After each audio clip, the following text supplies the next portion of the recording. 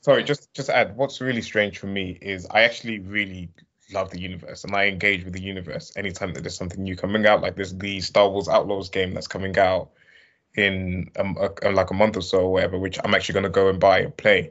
Like I feel like there's so much good potential in the universe. I just feel like over the years it's just been sort of tarnished or ripped apart or something, kind of like just been mishandled completely. And again, I wish for the future of it that they just step away from some of this particular sort of period that we're in Star Wars and just tell a brand new story in 100 years in the future, 200 years in the future.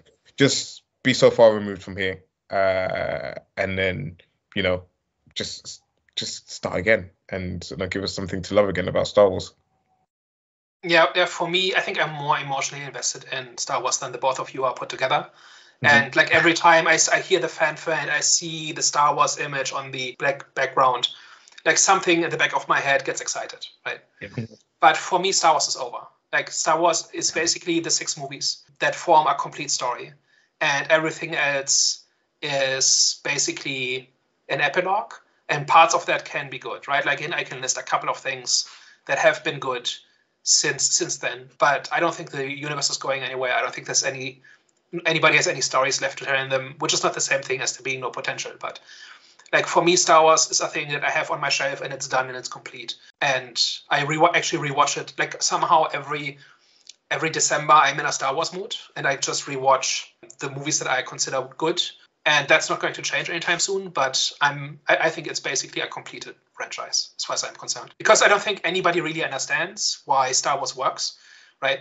Like when you go back through our videos about specifically the original trilogy, there's a lot of things there where if you really dig into it, into character arcs and the details of the world building and stuff like that, there's a lot of meaning there and there's a lot of things there that make it work.